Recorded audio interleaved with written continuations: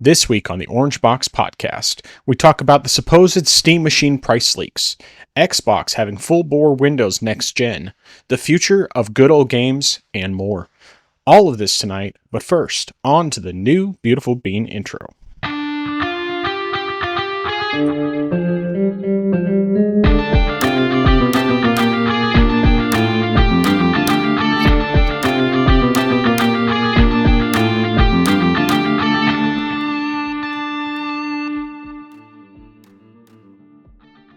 Welcome to the place where PC and console gaming talk combine.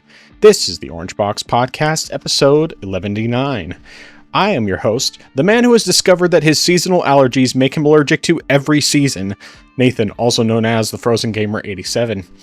And joining me, as always, the man who used to think that sweet relish was spicy, Justin, better known as I am Zaracon.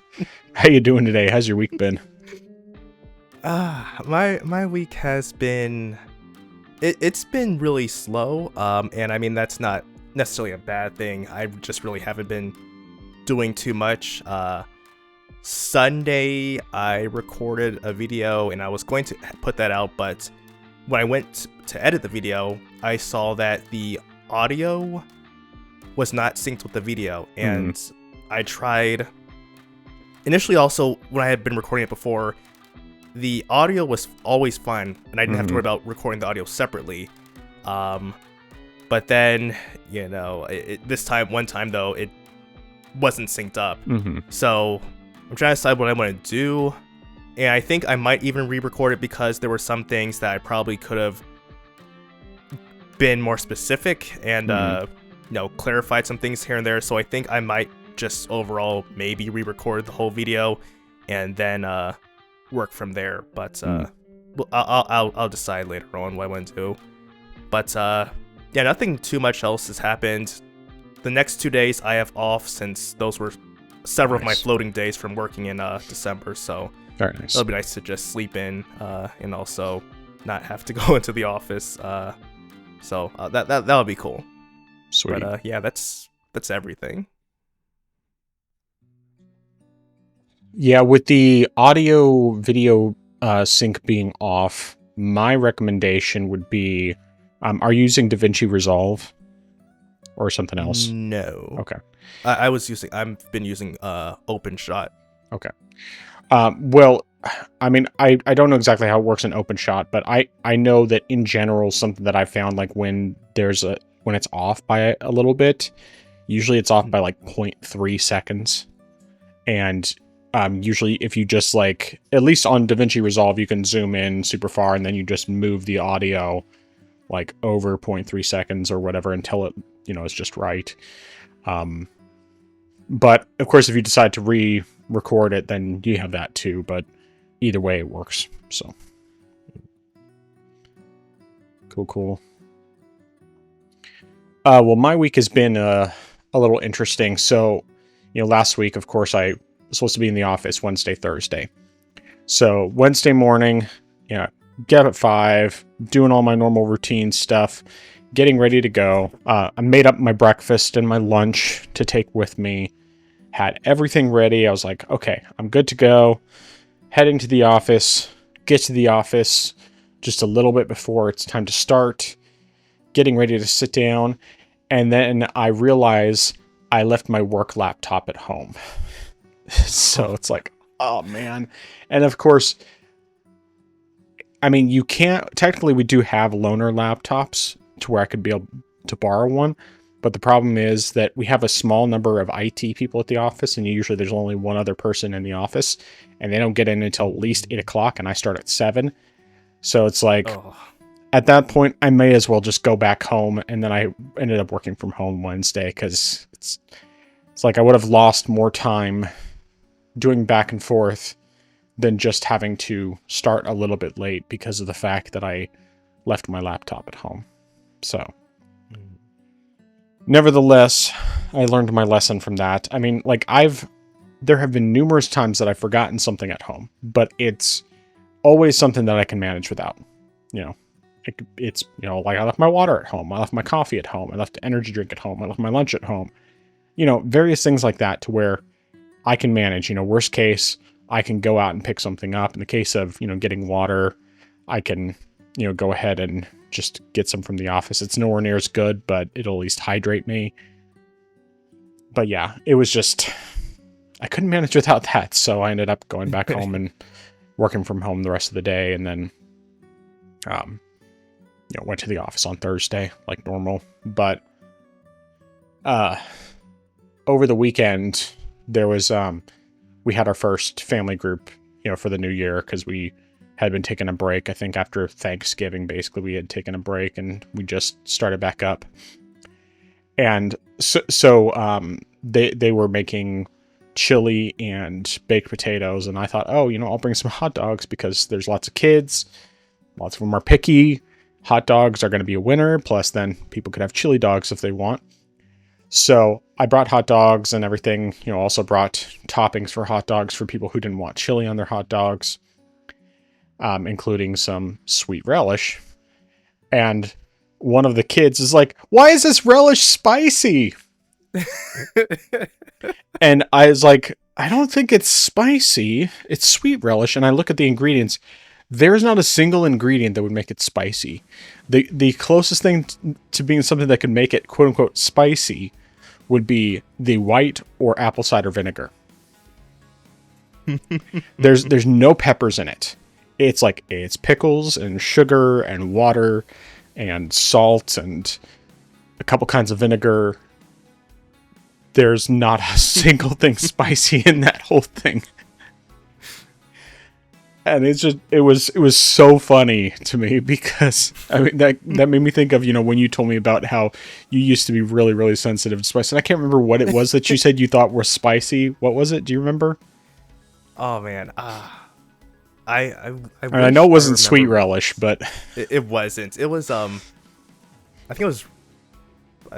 Was it the red pepper powder or was it something else? I know it was something. No, it wasn't even that. It was something else. I can't remember. But yeah. Although I will admit though, that is something I probably would say as a child, is saying that the sweet relish is spicy. That is probably something I would say though. Maybe, but yeah, it was very funny to me, especially because, meanwhile, I also brought pickled habaneros, and I was the only one who ate any, but, still, it was very funny to me. So, yeah. But this week, Thursday is my daughter's 7th birthday, so, I'm gonna be. I'll be going to the office the first half of the day on Thursday, and then I'll come home at lunchtime and work the rest of the day from home. But that way, when I come home, we can do her presents and everything, so she has time to enjoy them before the day's through. They're not doing school that day, so they're doing getting all their school done before working through Wednesday, and then they have Thursday off, and they normally have Friday off, so it'll work out nicely for them, and we'll take her out to dinner for her birthday, and my wife is making a mango cheesecake for her, so that'll be yummy. And other than that, I did smoke both the beef and pork loin pastrami, and they both came out excellent. We haven't made Reuben's yet, but we're going to do that tomorrow. It just didn't work out timing-wise because I didn't start it till Saturday morning, but I started it kind of late. And so we ended up just doing curry for dinner that night. But then I sliced up the meat the next day or Monday. And then just based on our normal meal schedule, tomorrow night's the best night for it. So my wife and I are going to have that. And that'll be yummy. Nice. But yeah, I don't think there's anything else. Nothing else I can think of. Allergies are kicking my butt, as noted. It's just been, constant. I've been having to blow my nose all the time, and, at least I don't have the, that weird cough that was hanging on for a long time that I think was probably just mucus-related or something, even though I wasn't, coughing up gunk or anything, but it was just, I hadn't even been sick, and I just had this cough that was hanging on. The last couple weeks I was sucking on cough drops to suppress my cough, and I have it. Thankfully, it seems to have gone away. But Yeah, I really can't think of anything else. So How long have the allergies been just messing with you? Because like you said, you didn't have them last week, at least that I can well, tell. no, I've had them. Period. Oh. I just I always meant have. like how long has it been affecting you? Oh This, yeah, like I season? said, just period. Just period. Wow. It's Okay. it's. I mean, the weather fluctuation does it. When it's raining or when it's dry, when it's windy, when it's not. It's like I just always have allergies, and sometimes it's worse than others. Like probably been worse the past 2-3 weeks, but it's just an annoyance more than anything else, and I deal with it. So it is what it is. But what have you been playing this week? All right. So I went back just because I don't even remember why I did this, but I went to Death Must Die just to try to get some achievements and also just see what else is new. And apparently they actually have done a few new things. Like they added in a whole new sort of skill tree, and then you can just like collect stuff from the bosses that you face and upgrade those skills that way. There are also new levels now. Like before, when I was playing the game, there's only one level. Now there are 3 at least. Now the footage I have playing right now is just old footage because there were issues trying to record everything, so that's just what's playing here.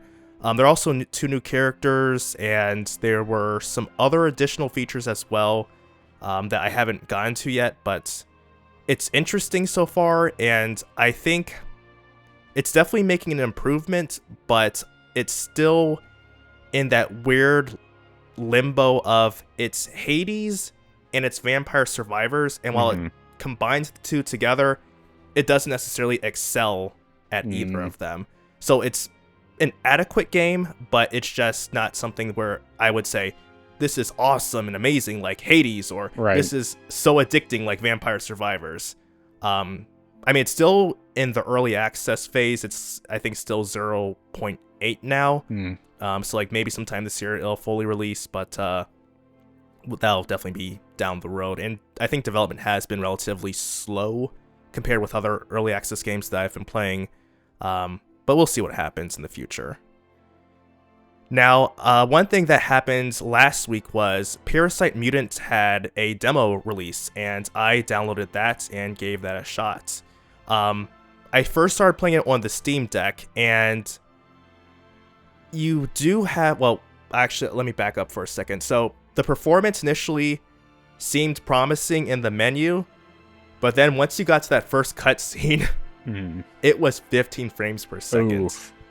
And I was like, no. But then, oddly enough, though, as soon as the game actually started, then it went up to like 55-ish.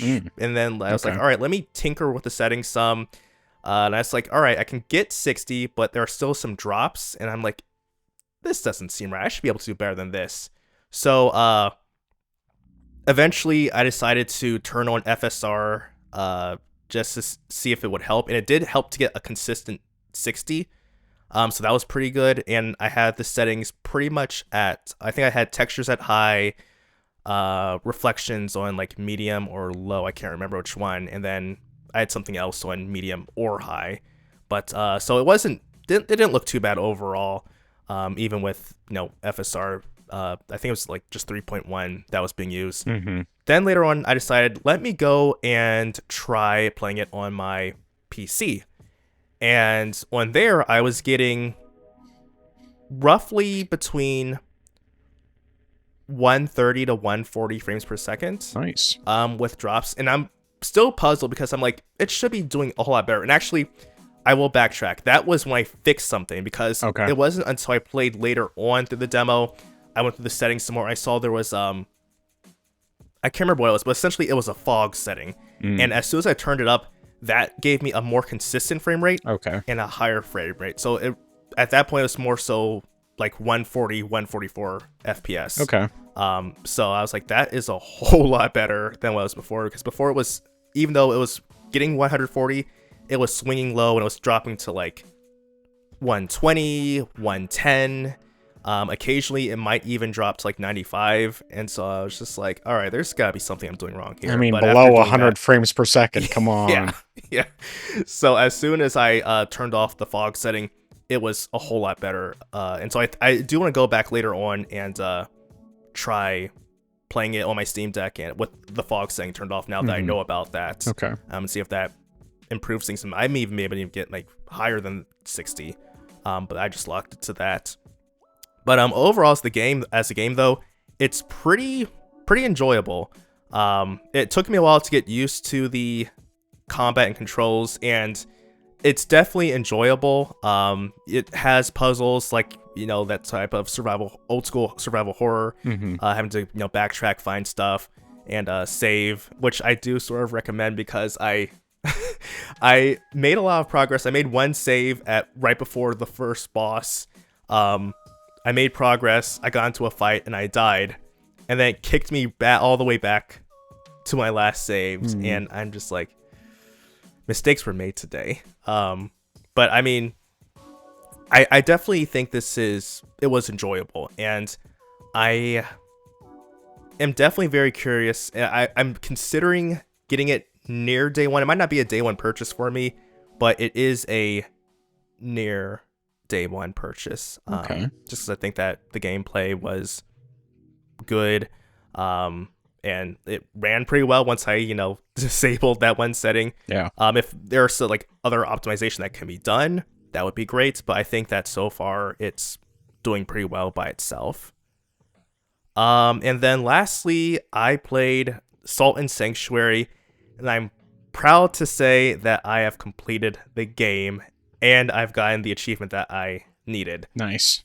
Now, I did last week. I did say all I had to do was beat the final boss, but I thought about it and I said, I'll go back and fight some of the other bosses that I didn't face before, because there are at least, I think, technically I think there are 6 optional bosses, but I only faced 2 of them.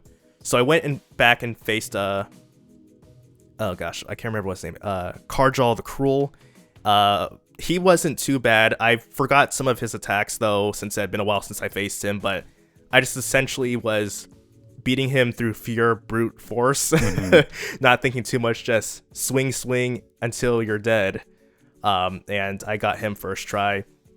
Next was Cran the Ronin, or Ronin Cran, and I thought he was going to be a whole lot easier than he was, but the big thing was I forgot he has, I guess, some sort of, in addition to a poison ability, he has, I guess maybe it's a curse ability. I don't know what it was, because I think he's not only the only boss, but the only enemy that has this other status effect that I've never seen before. So it wasn't until he started using that things got a whole lot complicated for me. And he also hits really hard, and you know, it was also hard to dodge some of his attacks. Additionally, on top of that, the closest sanctuary to his arena, that is already claimed by another, I guess essentially it's another covenant, and so because of that, I can't use all of the benefits from my covenant, like getting extra potions and stuff. So I was limited by my potions, so because of that, it made the fight a little more stressful because I had fewer potions to work with. But ultimately I was able to beat him on my first try, but it's not something that I would want to do again.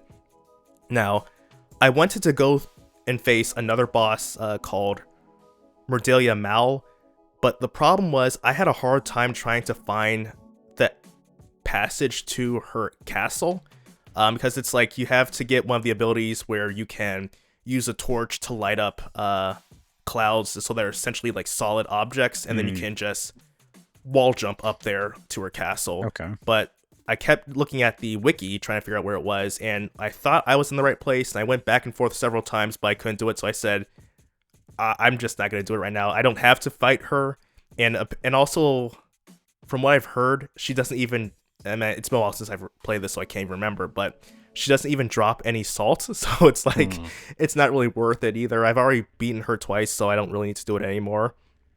But then there was another set of bosses called the Three, and I just did not feel like dealing with 3 bosses at once, so I just passed that. But one thing I will mention is that before I faced Karjal the Cruel, I did go into the one area which I mentioned, I think, once or twice, called the Pitch Woods. And it was a mistake going there when I did, because there are these enemies there called Spindle Beasts. And essentially, they're like unicorns, but you take the horn and put them on the nose, kind of like a narwhal. And these things will one-shot you. Like, even if you have full health, and they're annoying to deal with. And that's what happened to me. I thought, okay, I remember you guys. I remember how much I hated you. I think I know what to do. Nope. First one came, impaled me right there. I died. I was like, all right, that's cool. That's fine. Let me just go back, grab my salts, and then I'll just use that salt before I die again, and I don't have to worry about it. Another one came up before I could get to that one. Impaled me. And I lost all my salt. Oh, man. And it was enough salt to where I was so close to leveling up too. And I'm just like, this is personal now. Yeah. But it took me several tries before I went back there, and I figured out how that you have to essentially dodge into them as they're running toward you to escape any sort of attack. Or you could try to jump and dash over them, but that's a bit riskier. So like, it took me several times, but I got that done, and I took out all of them in the area before trying to eventually go around and just explore to get all of the items that were in the area before eventually going to Karjal the Cruel. And then once all that was done, I decided to just go ahead and end the game, and so I went to the final boss, the Nameless God, and I don't know why, but he gave me so much grief during this fight. Now the clip I sent has the victory fight, but it probably took me 12 attempts. And part of it is because he has a nasty grab that just takes away a good chunk of your health. And then on the other end, he has a magic attack where he just fires a volley of arcane bolts at you. And like I said last week, my armor is weak to arcane magic, so that again shreds me, shreds my health completely.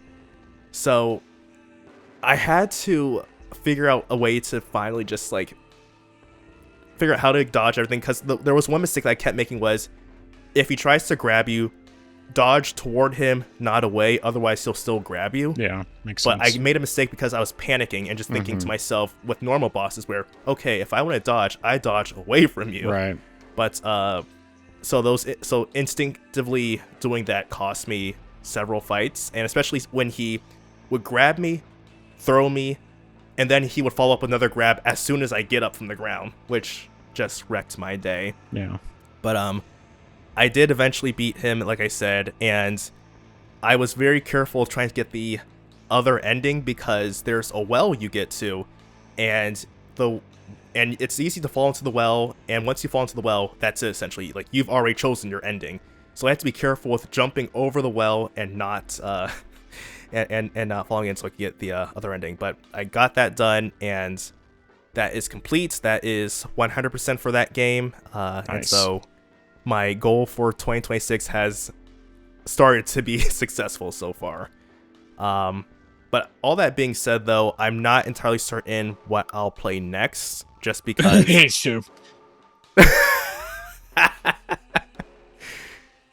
that very well might be it. That might be it, because I don't have anything that would distract me. And actually, I will say that actually is the reason why I went to Death Must Die, is because I wanted to have a sort of Hades experience without being invested in anything just yet. But now that Salt and Sanctuary is done, I might jump into Hades too.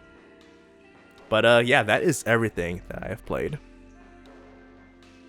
Well, good work on finishing up Salt and Sanctuary.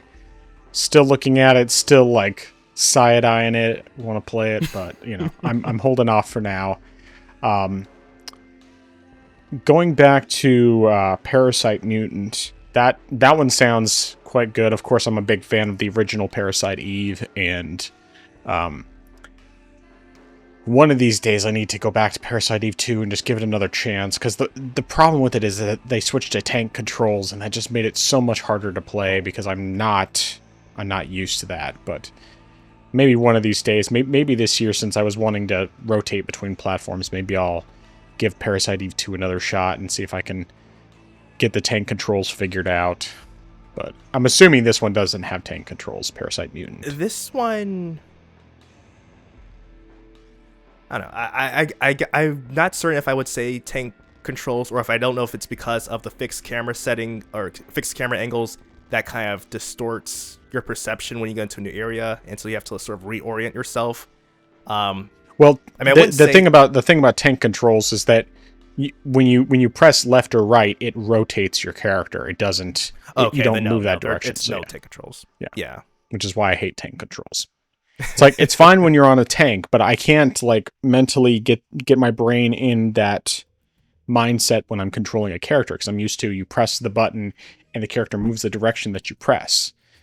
And so, yeah. But either way, I'm definitely wanting to check out Parasite Mutant. I added the demo to my library as well. I just haven't checked it out yet. But yeah, good stuff. Well, I bet you can guess what I've been playing all this week. So it's once again just a single game. Well, essentially. I will briefly mention, because I don't have any footage recorded, because it's literally like I played like 5 minutes for each, but I did briefly play a tiny bit more of the Final Fantasy VII Remake demo on the Switch 2, just because I was going on the Switch 2 in order to turn off auto renewal for Switch Online, so that I'm not renewing in February.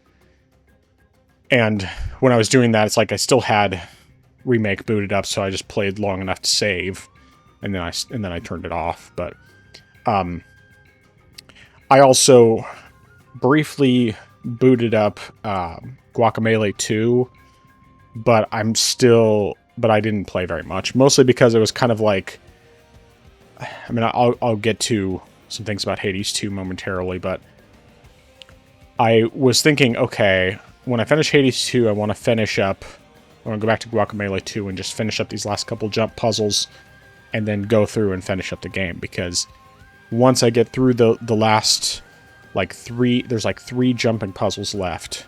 One of them I actually have to repeat from earlier, because there wasn't a save point in between, and I didn't realize it, so it's not one that I struggled with a ton, but just enough to where I'm going to have to redo it, and then do the other 2 parts that I hadn't completed yet. But after trying it for a few minutes, I was like, okay, I don't want to do this right now. And I don't have any, like I said, I don't have footage for either of those games to play here, but I think what I may end up doing with Guacamelee 2 is I might hook up my this controller, the QRD controller, and set some macros to the back buttons, so that I can just, because the big issue I have is just that I have to press the buttons to do a down A attack. Well, I guess it's technically a down B attack. No, it's a down A attack that like slides me in chicken form forward, and then also change dimensions at the same time. And because of the fact that I'm so out of practice as it is, and I already struggled with that, if I can set a macro so that when I press one button, it does all 3 all 3 button presses at once, that should theoretically make that easier. So I may end up doing that whenever I decide to get back to it, but I'm still hoping to actually finish that up, because, yeah. But I've been playing a whole lot of Hades 2. So, I will say the the time I put into this game is, well, right now I'm at about 80 hours. So it's, I have gotten the epilogue. I just got that earlier today. I think it was, during my break this morning. I got the epilogue. And I had been going back and forth a bit on whether or not I wanted to go for all of the achievements. Particularly because there was like one achievement that I initially wasn't sure if I was going to be able to do, and it was kind of making me question whether or not I wanted to. But then after, getting a couple of tips, I just went ahead and tried it while I was working on one of the other achievements. And I ended up finding that it was not as bad to complete as I thought it was. So I am at a point now where I have about, I think, 12 achievements left to get in the game. Or no, it's 10 achievements, and then the last achievement is just an achievement for getting all achievements. So, let's see here. I'm trying to think of what there is to mention beyond what I said. I mean, of course, I still feel just as strongly about how great of a game this is. I mean, it is really, truly an incredible game. Easily like a 9.5, if not an actual 10. I think after the time I put into this, as amazing as the original Hades is, this one's better. And someone actually very recently just did a mod where as long as you own the original Hades, you can actually mod. You can have the entire game of Hades basically in Hades 2. So you can do all of the run as Melanoe with all of her powers and weapons and everything else. So Wow. That's something I might try out at some point, because it's pretty cool that is even a thing. I mean, obviously it's only on the PC version, not on the Switch version, but still, that's pretty amazing. And it seems like there's very few like glitches with that. But yeah, anyway, going back to my playthrough of the game. So I did keep God mode on. I'd contemplated turning it off or like reducing the maximum amount of damage that it could block. And I had done a little bit here and there, but then there was just a couple of the higher challenge things to where it's like, okay, I don't really want to beat my head against the wall, so I'll just keep it on, keep it at the maximum. And then, when I get back to some of the easier stuff, I'll probably turn it off or at least reduce the percentage of damage reduction that it does. But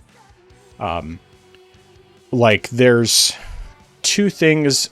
So one of the I can't talk. So you remember in the original game, in order to uncover the statues that show up at a certain point in the game, you have to complete like I think 6 and 8 heat runs or something like that. In this, the equivalent of heat is fear, and you have to do something like that initially for the first statue to be revealed. And except it's like, I think it's 8 heat in the underworld and then 6 heat on the surface. And you do that to reveal the first statue. And then the second statue, it's like, I want to say 12 and 18 or something to that effect. And then the third statue, it's 32 and 24 to get it. And so the first 2 statues have achievements tied to them. The third statue does not. And I didn't realize it until after I had already done it. But yeah, so the max fear runs that I did for this was 32 in the underworld and 24 on the surface. And granted, this is with God mode, so I have significant damage reduction. Of course, also, I'm still sticking with the strength versus using Death Defiance, just because it does make a big difference, both in terms of damage reduction and damage dealt.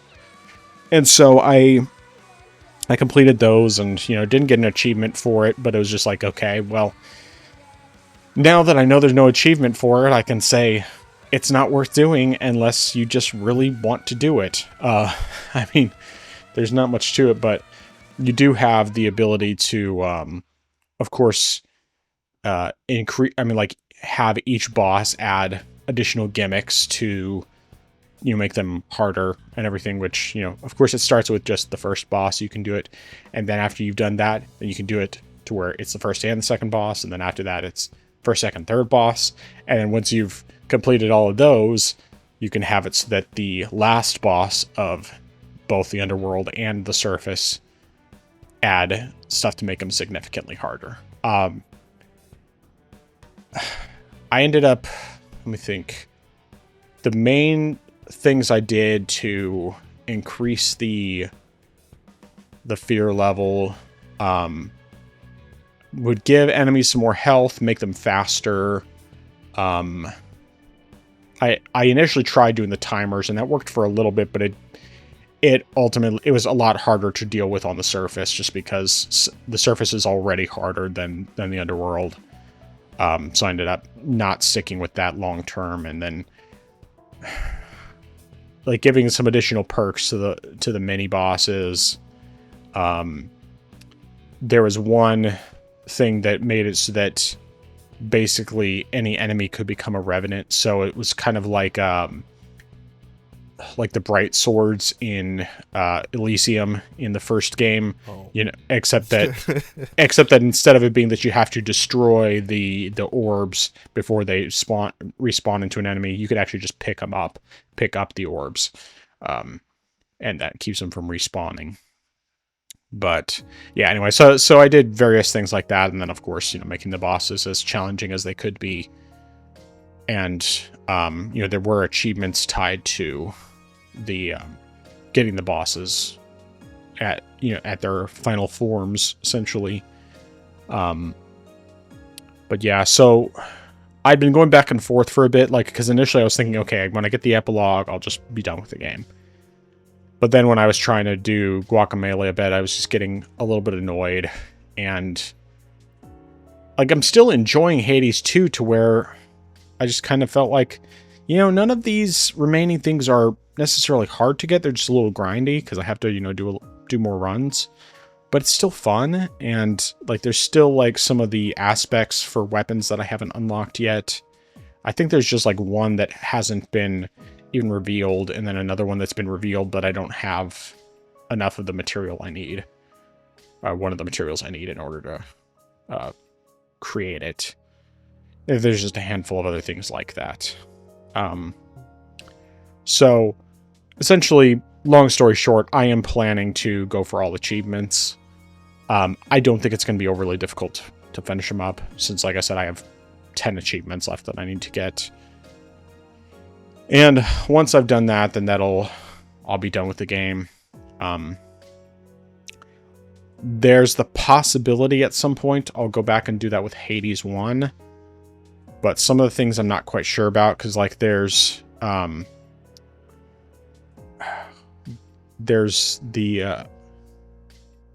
I don't know, there's just like a couple of achievements that I'm not quite sure about. One of them is going into an infernal gate without taking damage, and I can't remember if I've actually done any of those yet, and I don't know how much there is within that to where it would be like, okay, this is pretty easy to do versus like this is going to be a significant challenge. So we'll see. But I have, I think, like, I want to say 14 achievements, probably 13 in Hades 1 to get all the achievements.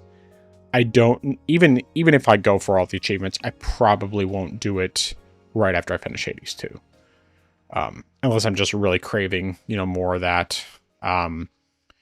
More likely than not, what I would end up doing is I would just move on to another game. So most likely it'll be at least trying to finish up Guacamelee 2, because really, I literally just have like 3 sections left of the difficult platforming, and then the rest of the game is just pretty much cake. Like there might be some platforming challenges, but none of them are going to be as difficult as the ones I'm doing now. And then it's just any remaining collectibles and beating the final boss. So there's really not much left to that game. It's just a matter of actually deciding to go in and do it. But I think when I'm done with that, I'm going to play something completely different. And what I've settled on is I'm probably going to pull out my 3DS and I'm going to go back to the Ace Attorney trilogy and finish or play through the rest of the third game in the trilogy. Because I played all the way through the first 2 games, but I'd not play through the third one. Or like I think I got through maybe the first case, or at least started the first case. I can't quite remember. But yeah, I still have quite a bit to go, and I just want something that's completely different, that's not requiring reflexes. And so that's probably what I'm going to end up doing. Plus, of course, I said that I wanted to rotate between platforms. So I figured that's a good way to do it. But yeah, that's pretty much everything. Like I said, Hades 2 is a phenomenal game, and I'm really glad that I got a chance to play it, and thank you again for it. So, yeah. Yeah, I just still keep getting tempted to like say, all right, go ahead, play Hades 2. I'm just like, all right, maybe I'll do it now. But I did have a question though regarding the fear. So, to my remembrance, even though there were different, different things you could modify in Hades 1, I thought at most you could have like 5 stacks of each modification per modifier. Yeah, but something like hearing that. you say 32, I'm just wondering, all right, are there just like that many different categories, or can you buff it even more? I want to say there's probably 16 categories, and wow. They go anywhere from having 2 to 4 per category. Oh, okay. I think there's like 1 or 2 where it's just 1. But yeah, I want to say it's around 16. It might even be as much as 24 different categories. 25 including the one for the bosses specifically. Wow. That's definitely a step up, because at first when you said that like 32 for the underworld and then like 18 or so for 24, 24, I'm just like, okay, you probably couldn't even reach heat that high in Hades 1. I'm just thinking to myself, what are they doing in this game to like Hades 1, I high? think the maximum is 64, because I was just watching some runs of that last week. I think one of the big Hades content creators, Halion, was talking about the 64 heat run and how it was very, very difficult, and like almost no one could do it without some sort of modifications. I can't remember what exactly they did, and then they finally, I think last year, they managed to successfully complete a full 64 heat run, and there's been a few people who have been able to do it. Wow. Well, hats off to them. Because, I mean, I'm not doing that, especially on Hades 1. Oh goodness.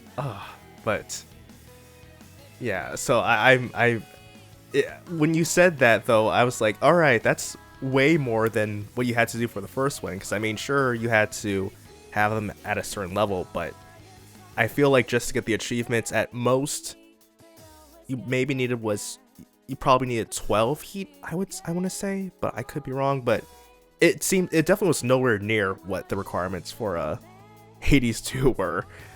Hades 2 is, so I was just completely surprised by that. Yeah, and so I mean, I guess having that many different categories would make things easier, since certain things could be easier, like having just the enemies have more health or something like that, or having them have shields before you could damage them. So I mean, I guess that would definitely be a whole lot easier to work with. So I'll definitely take that consideration. And of course, like you said, there were several that just had like 1 stack. But yeah, and it's definitely also good to know that you don't have to get the 32 and 24 one for any achievement, because I probably might skip that. Yeah, no, I don't. I mean, honestly, the only thing you fulfill a prophecy doing that, but that I think that's the extent of it. Okay. I don't know. I mean, how long did it take you to get that one? Not long. I mean, it really wasn't too bad. Once I settled on the types of things that I could manage without too much difficulty, then I was able to do it. But granted, once again, this is also with God mode, so I had significant damage resistance. Without that, I definitely wouldn't have been able to manage it. But, you know, as much as there's that sense of, like, my pride saying, you know, this isn't right, but at the same time, I still had to do the work, and I still had to get good enough to be able to manage it. And I mean, I think I've gotten a lot better at the game now. Granted, I still would not even attempt to do that without at least some damage resistance involved. But one thing I will say is that now that I've experienced how much better strength is in this game, I would imagine that probably the Mirror of Nyx, or whatever it's called in the first game, I feel like that's got to have some sort of similar perk to Death Defiance. You know, the opposite. I mean something similar to Strength that you can use that just gives you higher damage output and resistance, rather than having Death Defiance. And if that's the case, I'm probably going to try that out whenever I go back to Hades, because if that's really the case, that would make a big difference. Because, like, I mean, I already had God mode active, and I don't even think... I think I've died fewer times in Hades 1, or rather, I died fewer times with God mode active in Hades 1 than I have in this game. But this game, I turned it on a lot earlier, so... Okay. Well, I guess next week we'll figure out what happens if I decide to pick it up or not, and you'll probably see it on Steam anyway. Oh, I'm sure I will. If I picked it up. Yeah. But good stuff. All right. Well, let's get into the news. So, first and foremost, we have this supposed leak for the price of the Steam Machine. And the gist of what happened here was that within the HTML code, which wasn't any sort of hacking involved, it was just inspecting the element, literally pressing F12 on your keyboard on a Czech retailer, showed that the price was going to be basically the equivalent of $1,070 US dollars for the 2 terabyte version, and I think it was $950 for the 512 gig version. So, of course, this obviously set the internet on fire. You know, people talking about this. So it's like, oh, the Steam Machine's going to be $1,000, so on and so forth. But there have been some points that came up that made it clear this was probably just, well, for one, they're not an official seller of the system at all. They're a reseller who does stuff with a markup. You know, they do used and refurbished, and just reselling in general. So there's always going to be a markup. They always have a markup. But in addition to that, something that I had forgotten about at the time that I first saw this article is the fact that Valve doesn't sell their hardware anywhere but through Steam. And so this is not an official price by any stretch. Most likely it's some kind of placeholder. We'll kind of have to wait and see as far as what the actual price is going to be.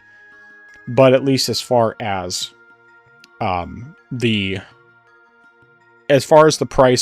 rumor goes, this price does not seem to hold any weight necessarily. However, this does bring up the question, number one, do you think this is the correct price or even close to? And number two, if not, what do you think the price is going to be? So, what are your thoughts? Yeah, I'll admit I was completely bamboozled by this leak initially, and my initial thought was the Steam Machine is dead on arrival. That's essentially it. I mean, if you have hardware on this level for $950, and you know, 1,070 for the 2 TB model, that is insane. I mean, the PC that I got my friend last year, and even though it was on sale, it was roughly the same price as this. I mean, it was roughly the same specs as this, and it was like $850. And so I'm just like, okay, how are you gonna have that price and now have it be $1,000? And I'm just like, that's ridiculous. And actually, no, I would say that it's even a little more powerful than that too, because this is using like a mobile GPU essentially. So this is still weaker than what he has. So I'm still thinking to myself, this is ridiculous. There's no way Valve can charge this much. I mean, RAM shortages or no RAM shortages, like this is suicide. But then, as you pointed out to me with the YouTube post, that it is a reseller, and so I thought, you know what? I never thought about that. I never thought about the fact that someone selling it, or potentially reselling in the future once they actually have purchased some units, and just marking the price up, which does happen. And Valve, I mean, people who resell Valve's products do that.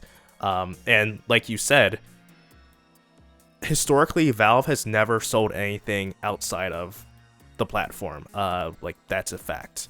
I mean, with the exception of the original Steam Machine, and even then I would say that's an exception because Valve didn't make those themselves. Like, those were all licensed machines.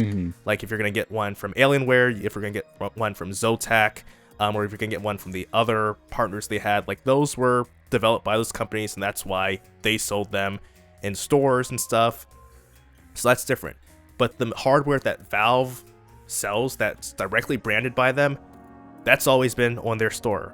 Whether it's the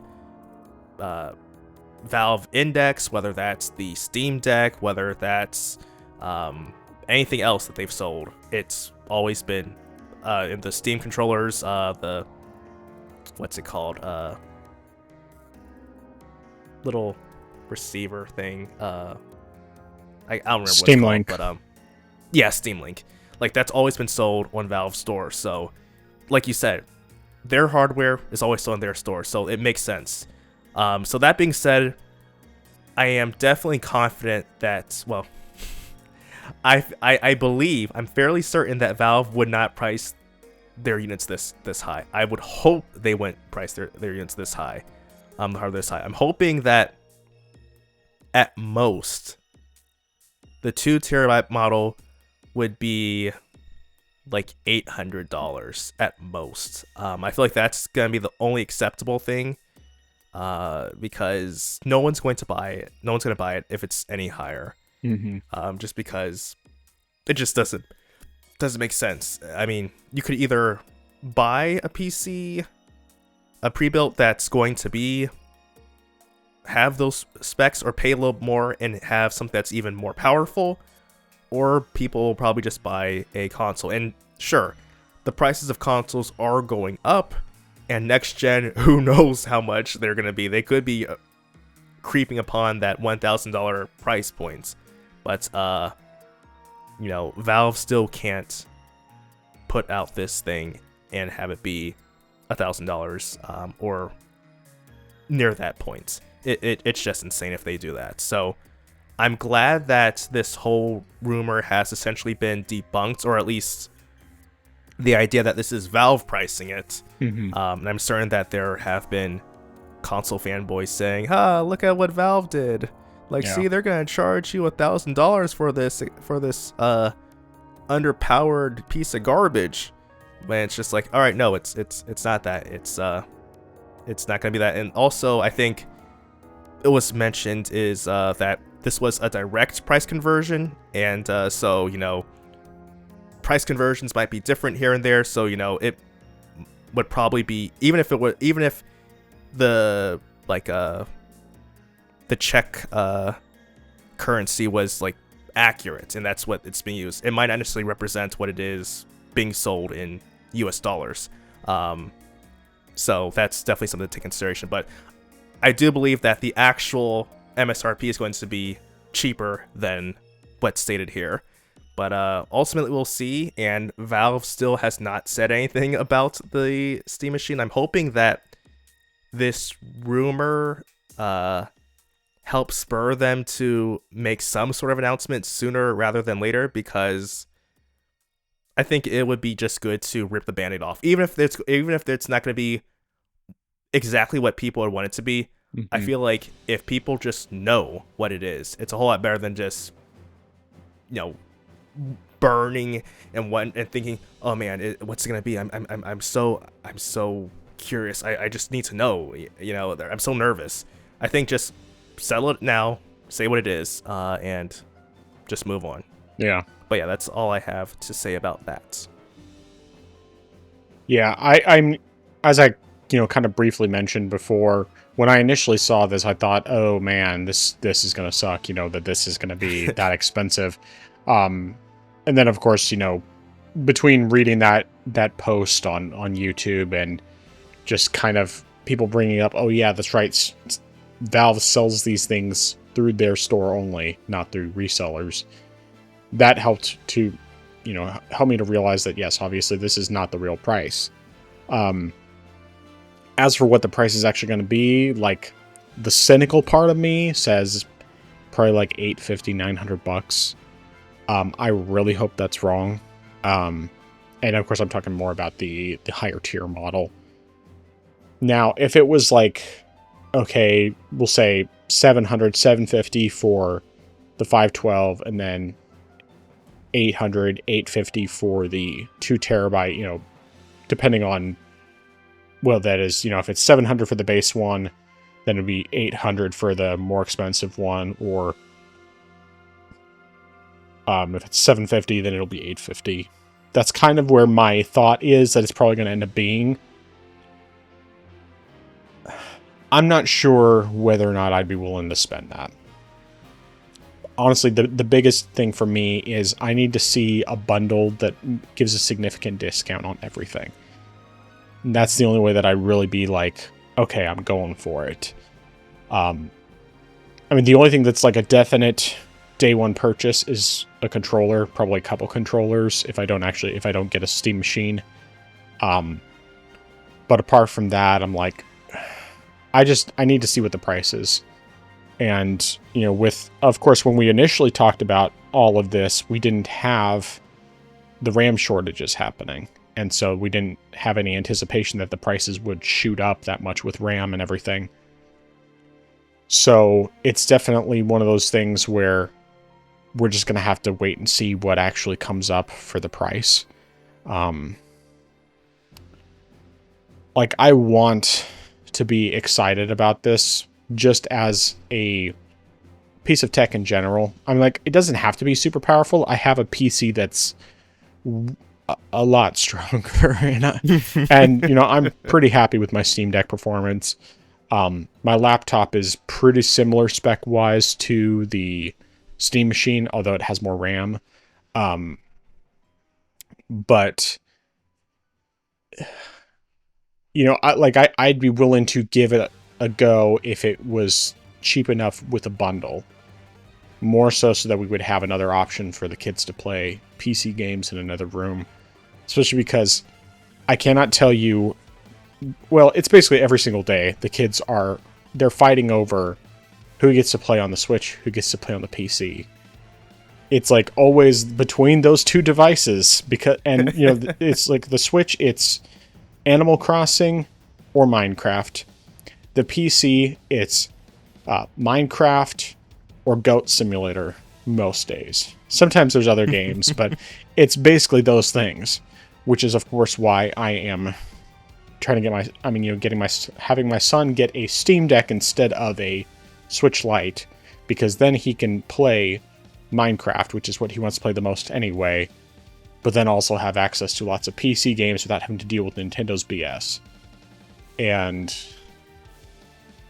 the more I can just shift them towards like let's do PC and PC only as much as possible. That'd be great. Now, I don't expect them to completely abandon Nintendo. I mean, like, I still think there are some really great games on there.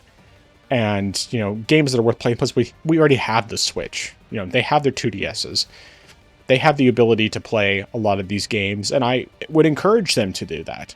But I just don't want to deal with the nonsense with the digital games and how complicated they've made it. Because right now, if we count the Switch 2, which I'm still not entirely sure if I'm keeping it, I'm kind of leaning more towards yes, which is, we could talk about that some other time. But even if you leave that one out, we have 3 Switches in the house, because we have my Switch OLED, my wife's Switch OLED, and then the kid's Switch. So we have 3 of those devices. And then originally I was also sharing games with my nephews, but the problem is that because of how complicated Nintendo's made everything, it's basically at a point where I can't even do that anymore. I can't share games with them because of the fact that they basically make it so that you can have one device that always has access to the games, one device that has to that can be online all the time, and then another device that can like share games. So basically the maximum I can do is 3 devices, and even then it's one of them has to be connected to the internet in order to access those games. So I can lend digital games with the digital key cards thing, but even that ends up being annoying sometimes, because, like, for example, when I was still playing Metroid Prime 4 on the Switch 2, if my nephews were playing a digital game using the digital only license on their Switch, it was not letting me use the Switch 2 upgrade for Metroid Prime 4 because it's a digital key card. And it's just like, really? I mean, or you know, like, I couldn't play Mario Kart World when I was initially trying to get everything transferred over to the Switch OLED. I was like, you know, I want Mario Kart World to still be playable on the Switch 2. Actually, no, this was before I decided I was going to try to get rid of it.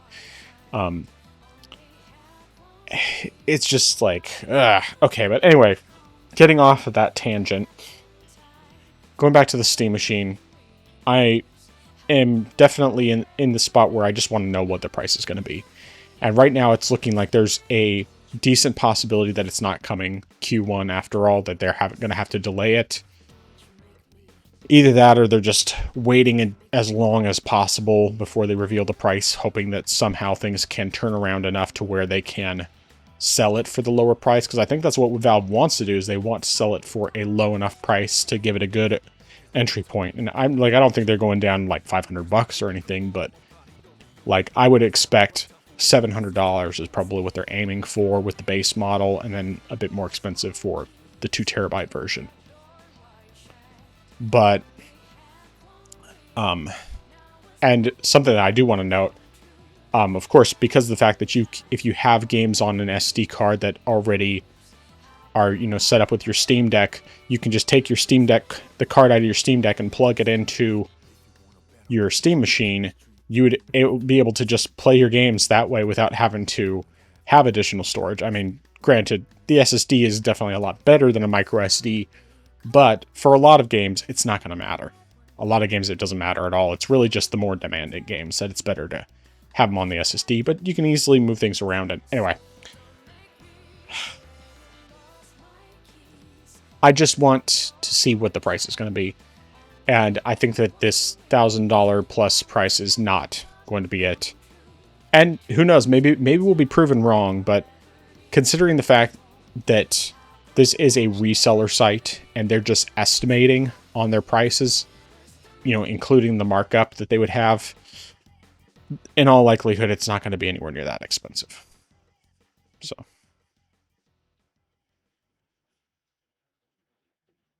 But yeah. All right. You want to talk about the Xbox news? Sure thing. So in the past, we've talked about the next Xbox console and how it could potentially have some form of Windows on it. But according to a report from Insider Gaming, the next Xbox console will have quote, full bore Windows on it. And this is going to be using Windows 11 completely, and it'll allow players to switch between desktop mode and their full screen experience for games, which is sort of similar to, I guess essentially it's what they've been working on right now with trying to have like a Windows, Xbox sort of, I guess, overlay, sort of similar to Steam's big picture mode and the Steam Deck mode. The only difference that supposedly between this and the traditional PC is the fact that it will be able to run Xbox One and Xbox Series X and S games. And also the report came from Windows Central to provide details, and they said it's to expect from Xbox 2026. So of course it's this year, and it says that the report shows that the plan to run full bore Windows on the Xbox console has remained the same. That working with AMD has allowed Microsoft to have the full screen experience in the Xbox PC app, and they're continuing to work hard at making the app capable at doing this. Additionally, with AI, there's going to be like better performance and stuff for Xbox Series X, XS, and Xbox One titles, so you'll have like better performance, you'll have better resolution. So essentially, this is still leaning toward a PC experience, but you can still have that console overlay and setup as well if you want. And like I said, you can also have your Xbox One and Xbox Series S and X titles to play. And I really wish they did not use that name scheme, because it just makes such a tongue twister out of things. But yeah, that is essentially it, though. So what are your thoughts on this report?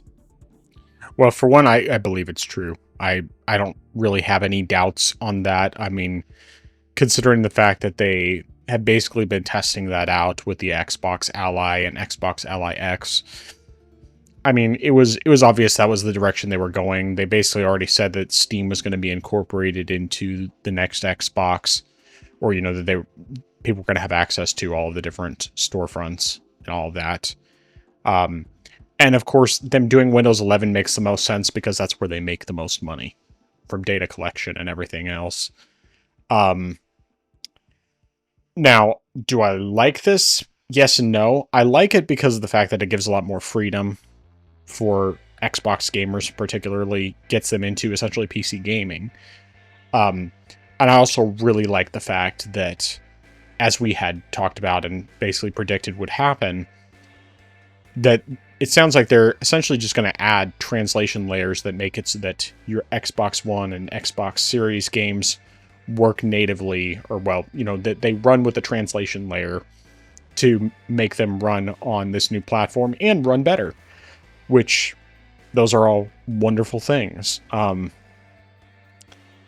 Now, I don't like the fact that it's Windows, because Windows has been getting worse and worse in terms of, especially how much they have Copilot and all this other garbage on there. If they can clean it up, then it might not be so bad. But honestly, I think also a lot of the issue that has to be really looked into is this going to be like we had talked about, where they have basically a separate mode where it's more or less the gaming mode of the Steam Deck and SteamOS, and then desktop mode that has the full fat normal version of Windows? Or is it going to be more or less this is just a trimmed down version of Windows, or rather it's just going to be the full Windows without the big picture mode? Or maybe you can get into the big picture mode from when you start up Windows. I don't know.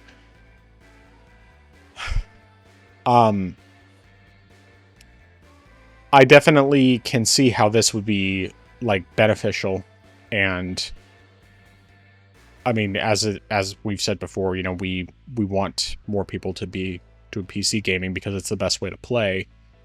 And if this is the way that it happens with Microsoft, you know, pushing it further, I think that's very good. Now, once again, I'm not a fan of Windows.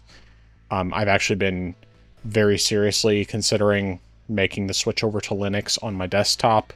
It probably won't happen on my laptop because from what you've said before, Linux doesn't play as nicely with NVIDIA or vice versa, and my laptop has an NVIDIA card.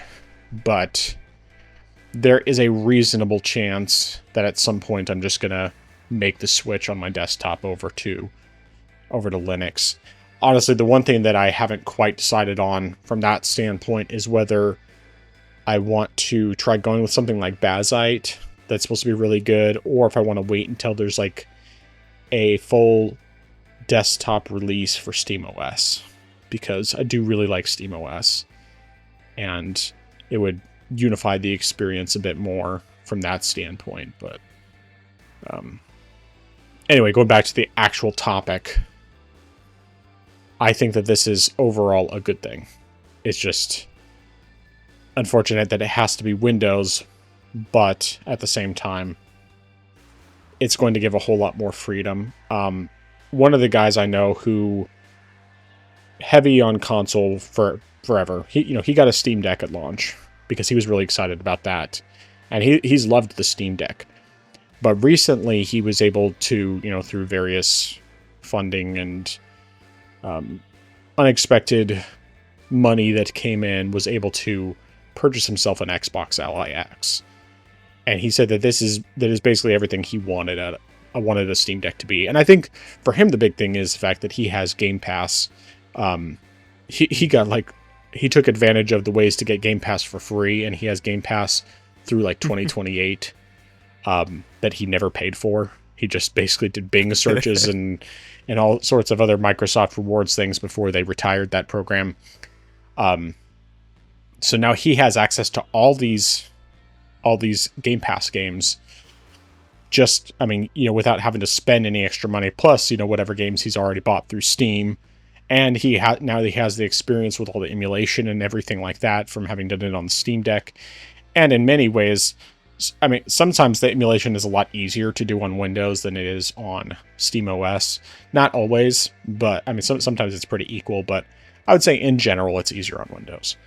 And so it's like seeing that for him gives me some confidence that it's probably going to be similar for a lot of Xbox people. And just, the more people we can have moving in that direction towards PC gaming, the better. Now, of course, my ultimate hope is that people will turn away from Windows, but hey, baby steps, get them on the PC ecosystem to start, get them experiencing the freedom. And then when they get sick of Microsoft's nonsense with Copilot and all the other bloatware that they have on their operating system, then maybe they'll want to make the switch over to Linux. I've been using Windows my entire life, and I didn't use Linux much at all until I got Steam Deck. And since then, I've just become a big fan of it. It's still, in some ways, not quite as user-friendly, but I've been able to learn how to do things on there to where it's not bad, and it's really just a matter of adjusting things. But for every bit of learning curve the reality is that I do have the added freedom, not having my data constantly being taken and used to train their Copilot, not being forced to use AI, having a much lighter operating system, and so on and so forth. So yeah, I know I got like way off in different rabbit trails, all related to the topic, but those are my thoughts. Yeah. I definitely agree that this is in large a good thing. I definitely agree that this will be a full Windows experience. And like you said, with having full Windows, that gives them the freedom to do all types of stuff, going to different stores. You want to buy on Xbox store? Go right ahead. You want to buy something on Steam? Go right ahead. Do you want GOG? Go right ahead. You want Epic Games? Go right ahead. But yeah, you have all these different storefronts and methods you can use. And also because of having Windows and Steam, that also opens them up to places like Fanatical, Green Man Gaming, Instant Gaming. That means they have other places to buy games, and for pretty good prices. They can also get bundles as well. So like it's like a whole new world is going to be opened up for them, and the fact that they can still have their Xbox One games and have them perform better, that's a bonus right there. So I think that's definitely great, and I'm wondering if at some point, because it's going to be, like you said, possibly compatibility layers, even if they don't, or they might not even do that, they might just make a full native port of whatever Xbox One X, Series X titles, if they'll make just like release them on PC completely, or if they might just have, like, say, we've got the Xbox One games on the Xbox store that you can buy, and it'll come with a compatibility layer and you can play them directly on your desktop PC.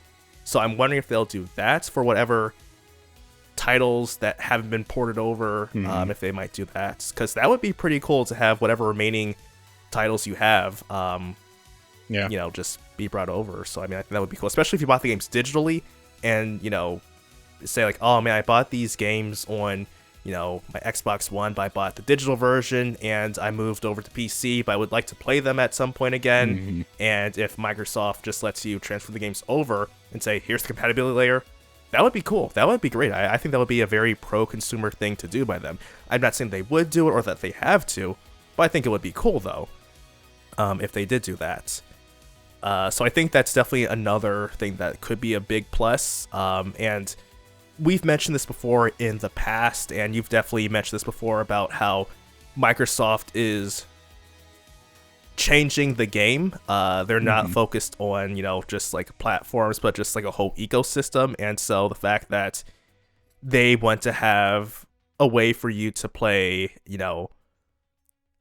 their games anywhere, or play on anything related to their ecosystem is a win for them. So if you're playing it on an Xbox console, if you're playing it on a PC that's using Windows, if you're playing it, on a phone through the Xbox app, if you're using an Ally, something like that, that's going to be a win for them. So they're definitely changing their approach on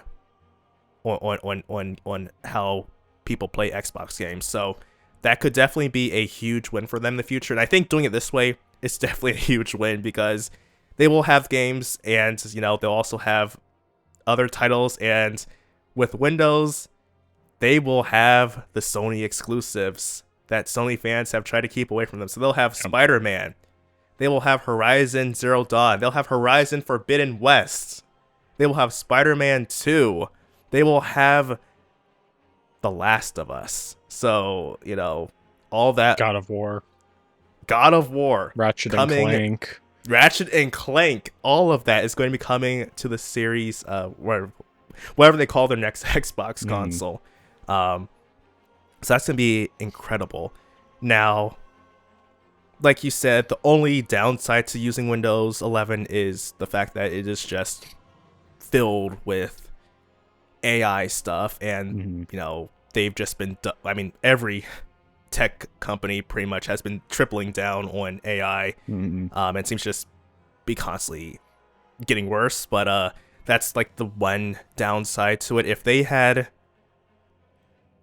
and unfortunately they have also said that they wouldn't have some type of AI assistance for like helping out with games. So like sort of almost like having Google in a sense, but for games. So if you want need tips or you want to try doing something, and that seems what they want to do, but it just seems too invasive and stuff. I'm just like, they could have done without it. But as far as how they'll handle it, I do think they might treat it the same way that Steam treats the Steam Deck, where you boot it up and it goes into the Xbox Play big picture mode for equivalent, and that's what you have. And then if you want to go to desktop mode, just go to like the power or settings and then just switch over to desktop mode. So I think that could be what they do, and I think that's probably the best thing to do. So that way, for people who don't care to or might not want to boot up onto desktop mode and just like go to Steam or go to Xbox uh, Xbox store to play their games. They just like go right ahead, go into the console and begin. I think that's probably the best thing to do. And so hopefully whatever they're working on for the Ally X, hopefully they're able to get that straightened out so that way it's a seamless experience, because no, that's sort of been the test run for the next Xbox console. So it definitely is optimistic with their approach. But like you said, the only downside is just it's Windows. But like you said, baby steps, people will be tasting that freedom. And also this would most likely mean that this current series, this current generation of Xbox is the last Xbox I've paid online. Yeah. Because it's using Windows. That's true. So, you know, then we'll have to worry about that anymore.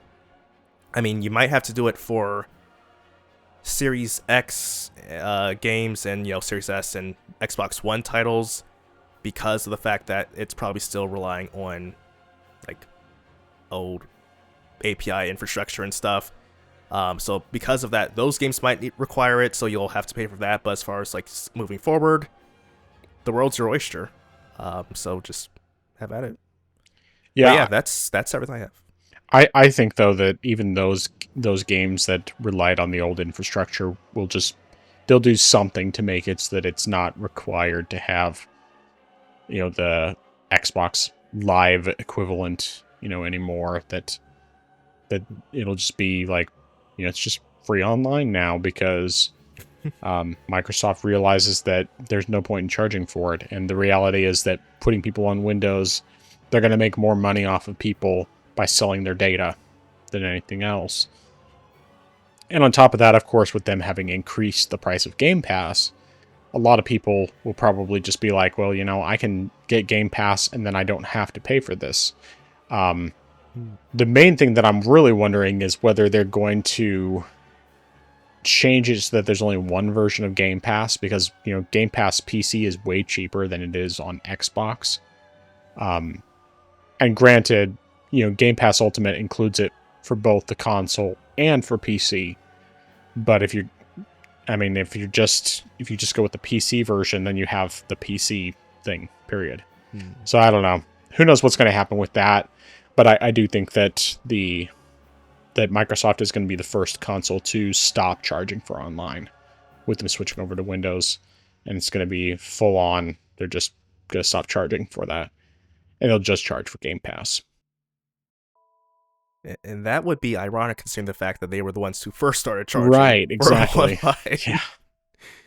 So to be the first ones to end that cycle would be interesting. Although you mentioning about the fact that Game Pass might be sort of like a uniform thing, I wonder though if they might revert things to only having two versions of Game Pass, one for PC and the next generation of Xbox, and one that's considered a legacy edition for like a Series X and S. Yeah, that's true. I hadn't thought about that.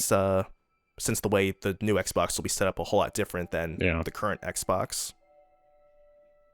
Yeah, I mean, it's even possible, as unlikely as it seems, they could very well just get rid of the online fee, period, even across the previous generations. Wonderful. That would be unexpected. Especially because of the fact that they're already charging more for Game Pass, so they can still charge a lot for Game Pass, and they're not going to make as much money as far as that goes. But I mean, right now, as far as I know, Game Pass already includes the online subscription, like for paying for online anyway.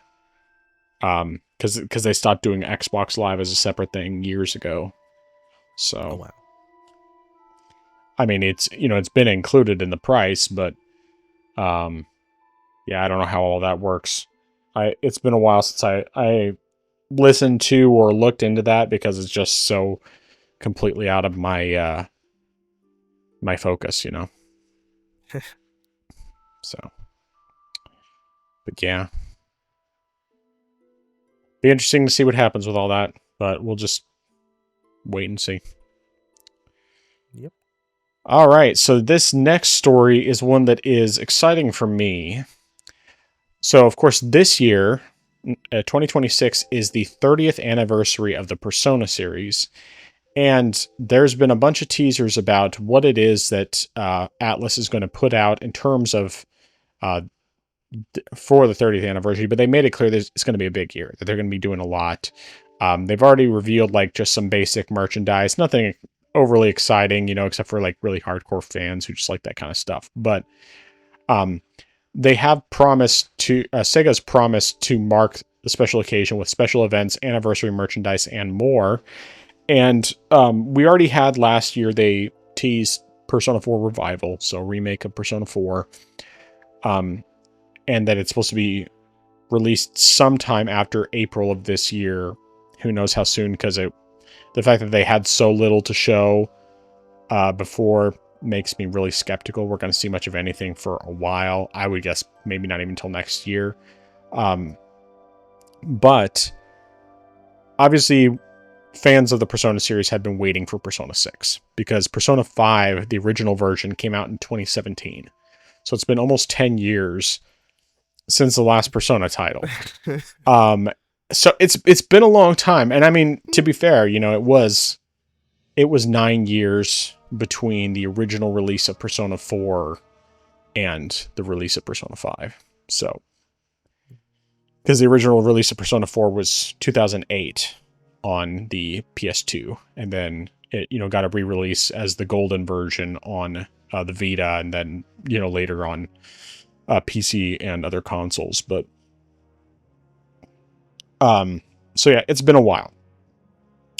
But one of the things on their site says, or it's actually a Google snippet for the official Persona 30th anniversary site, and I'm not sure if this is an AI summary or if this is actually just like, this is actually basically just what it shows.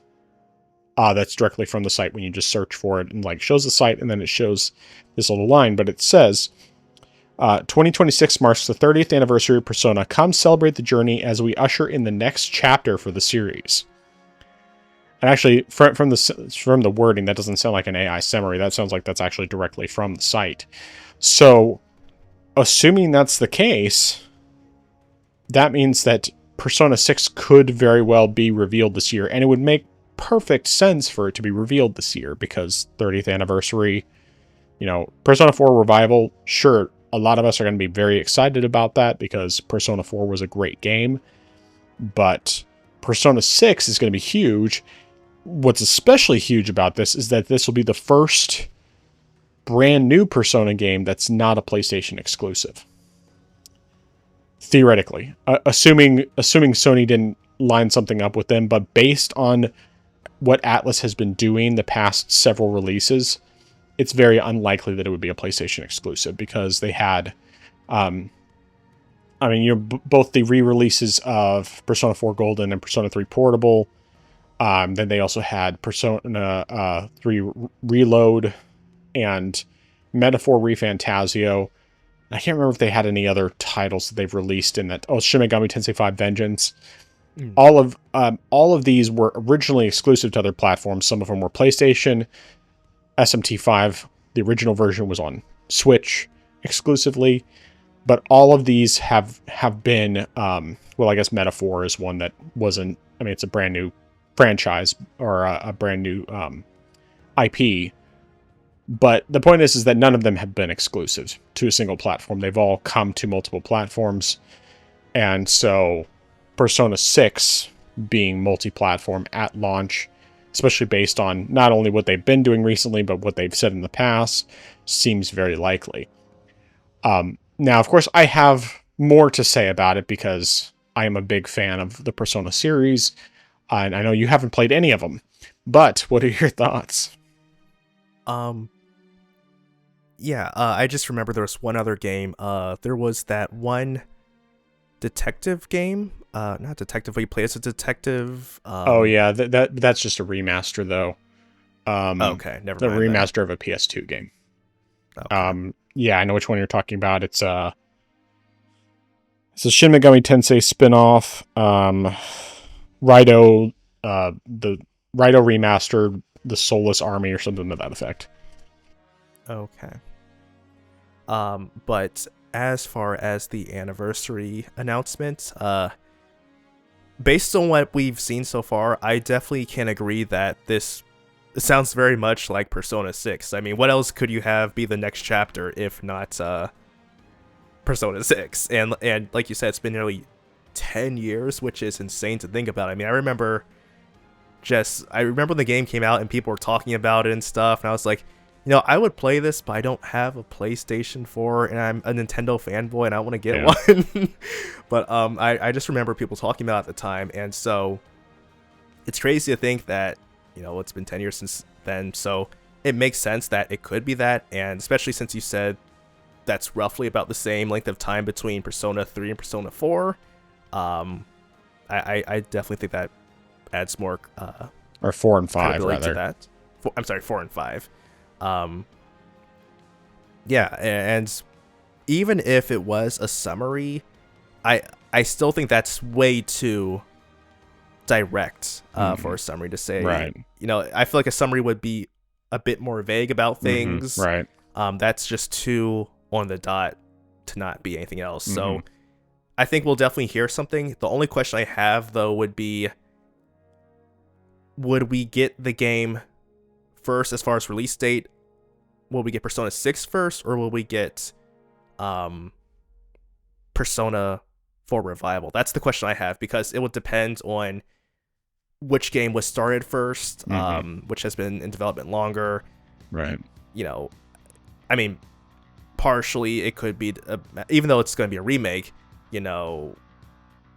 I would probably assume, because a lot of the legwork has been done, as far as with like the design and the story and everything, that remaking a game might be somewhat less tedious, because a lot of the floor plan has already been laid out for you, whereas starting from scratch with a brand new game.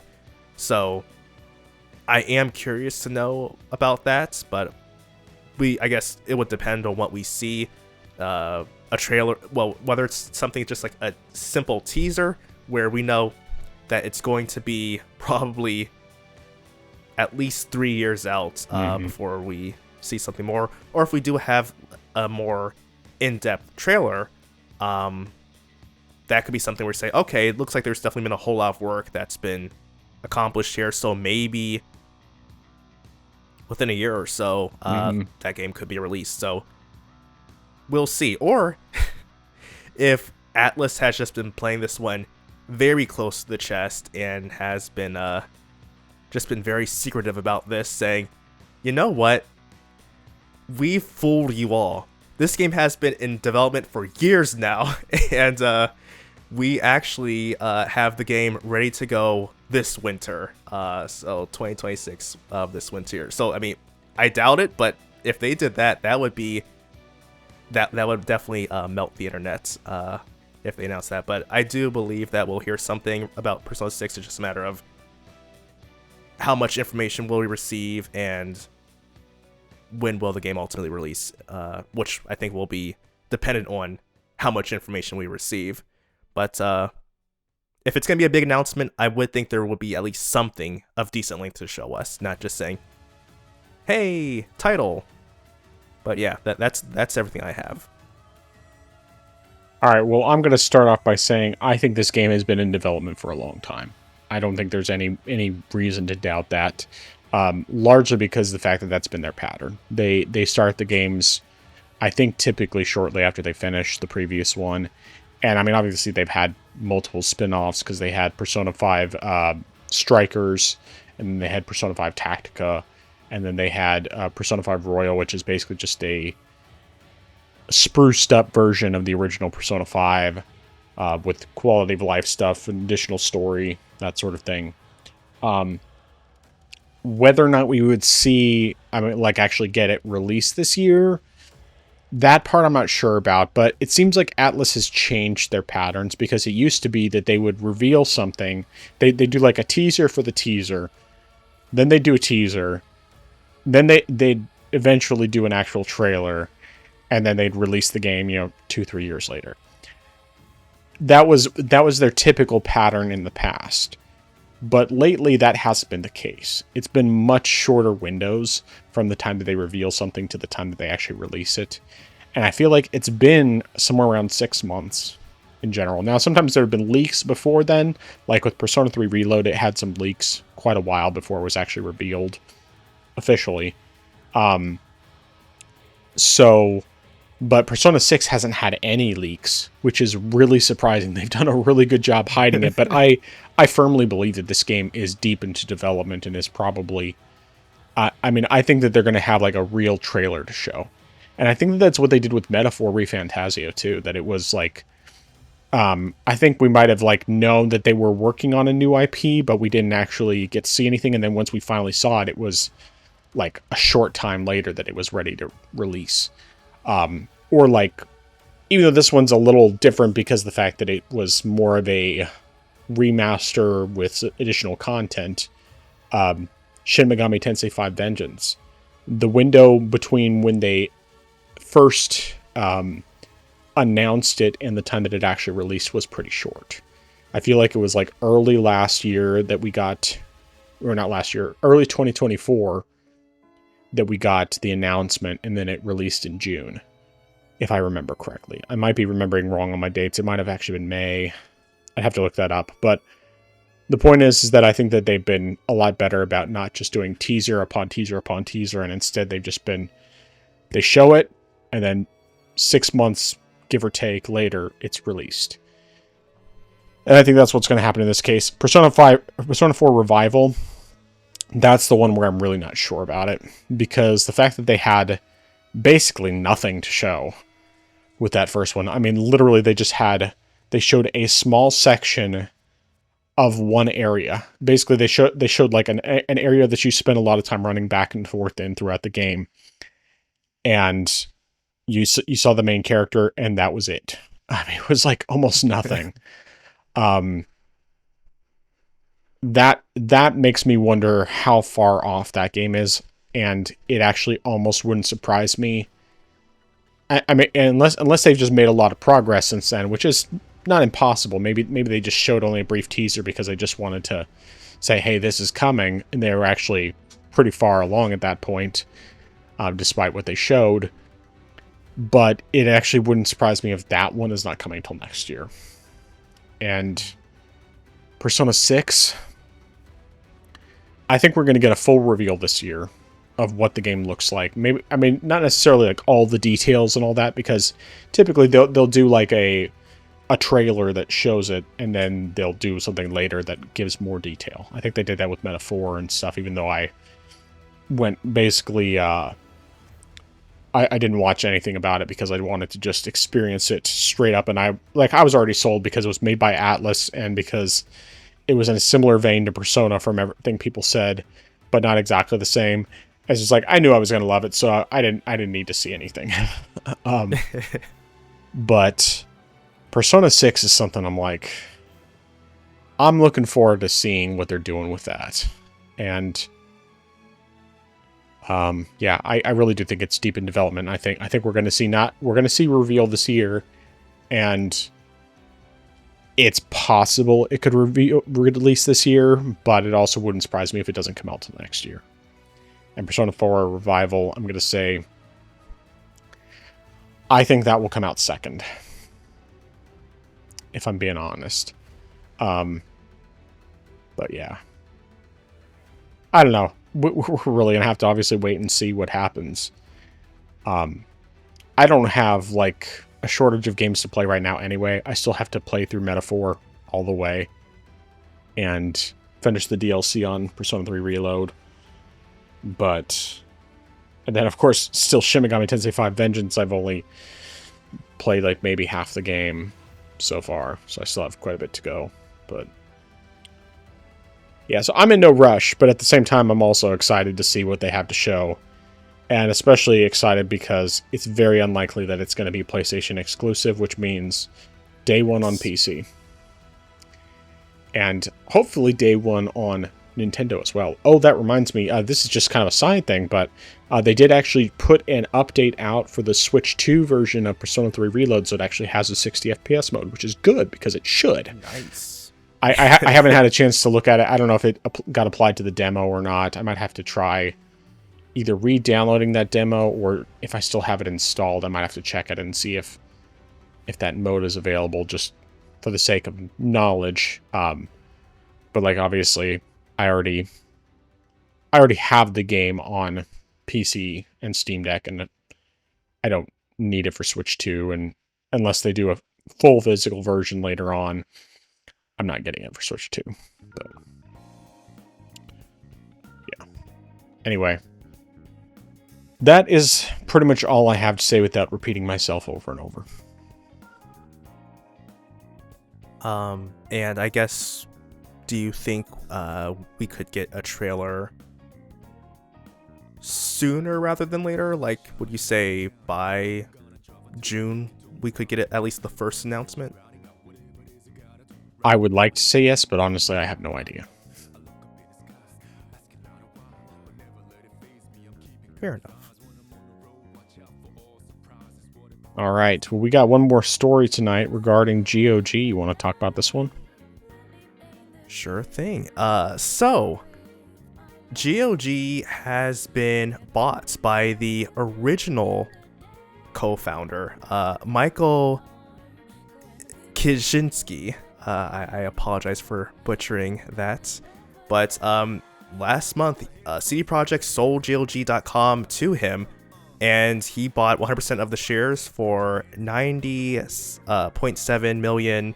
I believe that's Polish. I don't know the currency there, but it equates to roughly $25.2 million. And GOG has belonged to CD Projekt for over 17 years. Obviously, it's been a DRM-free platform, and they've been doing pretty well. And they've had their preservation program, which has been great, and it's to help older games run on modern PCs and have them be supported in the future as well. And Michael has also said that when asked about if he wants to compete with Steam and them being a quote near monopoly of the PC market, he said that GOG has its own strengths and really should focus on maintaining them and even strengthening them. There's no need to try to be like the others. GOG has its own identity and its own uniqueness, which is very much appreciated by gamers. And he also said that Steam is winning with its ease of use, and he believes that much can be done in GOG without losing its core values. He says that Steam is obviously a Goliath, so for any company to try to tackle Steam is a very hard battle.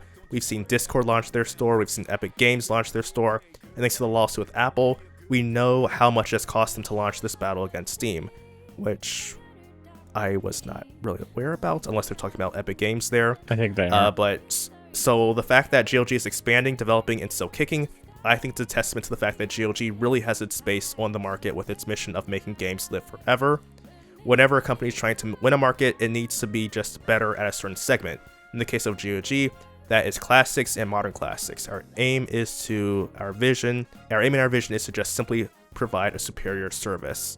Steam is doing an excellent job, but they have different values. I'm not sure what their mission is and what they stand for, but certainly we can do more for classic retro and modern classics in terms of accessibility, in terms of discoverability.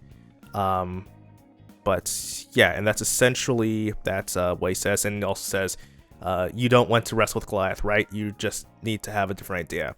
So yeah, he's purchased GOG.com, he owns it, and essentially the GOG is now public.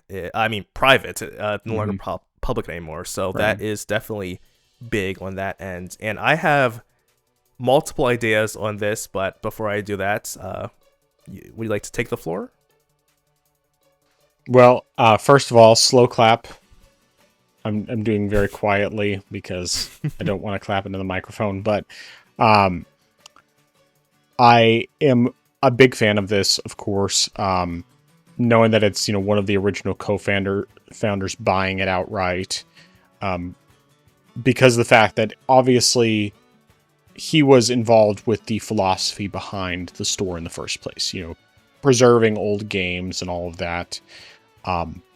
And trying to bring them back and giving us DRM-free titles so that we can actually own our games. And I love the fact that with this, they're not trying to compete with Steam directly, that they're doing their own thing, that they're focused on what their mission is, which is, continuing to, preserving games that are old, preserving games that are modern classics, as he's put it, bringing back games that were previously dead into their preservation program. All the things that they're doing are really positive, and obviously the fact that these games are DRM free. I mean, the fact that we've even seen newer games come into this, like Indiana Jones was like a huge shocker to me. Expedition 33 was less so, but still was pretty surprising how quickly it came over, which obviously is a goat. But I really appreciate everything that GOG does. I'd say like the Galaxy launcher, I'm kind of mixed on. Like I like it okay, and I say in general, I kind of prefer using it over just getting the launchers, but I appreciate the fact that we have the ability to get the launchers. And more than anything, I think the thing that I like better about having it in a launcher versus doing the things separately, getting the installers on their own, is just the fact that it keeps things more organized more easily. Mm-hmm. But I still really appreciate what they do on both fronts. And I just think that all of this is just very positive for game preservation. And I know that they've had like their massive list of like games that you would like to see added to our preservation program. And there's literally thousands upon thousands of games. And there were times where like I was going through that list and I just spent like an hour or two just going through and upvoting things that I want to be added to that preservation program. Some of which are things that are like, this will never get added. And then other things where it's, it may never get added, but I'm still going to upvote it because I would love to see it, brought. But yeah, I have so much respect for this, and I'm really glad to see this positive thing, especially because we see so many examples nowadays of companies getting bought by bigger companies and going, not being private, or if they're still being private, they're being bought by big, huge companies that don't have the same philosophy at all and are going to completely destroy it. In this case, it's like you have one of the original founders who clearly had the same vision that wants to keep it that way and improve things without necessarily trying to do what these other stores are doing. And at the same time, it's still, they're trying to get better. Whereas you look at like Epic and these other stores that a lot of times they're not really trying to get better. They're trying to offer you something that Steam doesn't offer, which is lots of free games, but they're not improving otherwise. And so they're not giving the customers a good value for what they're getting, apart from the fact that they don't have to pay for these games. Which is why, of course, Epic doesn't really sell much of any games. It gets most of its money from Fortnite, and then it has most of its users are just people who are taking advantage of the free games. But that's essentially all of my thoughts. Yeah, this is definitely incredible, and I'll be honest, I thought that CD Projekt was actually private until now. I was very surprised. I was like, wait, what? They're a public company? I thought they were private, like Valve and Epic Games. But then I was like, nope, they're actually a public company. So that definitely surprised me there. But yeah, I definitely think it's great that the original co-founder bought the company. Like you said, he has the original values. He was there. He cemented the idea of what GOG stood for, and so the fact that he can take the company private and ensure that no shareholders try to like manipulate things is incredible, and it's great. And I'm all for that, because GOG has, like you said, they have their own segment that they focus on, which is just providing DRM-free games, and with their new preservation program, making sure that you can play older games and play them on modern hardware and continue to play them on modern hardware. So that's even great. Like you said, brought back games that have been dead and fixed them up, patched them up. They made modern versions of the Resident Evil trilogy, Dino Crisis 1 and 2. Yep.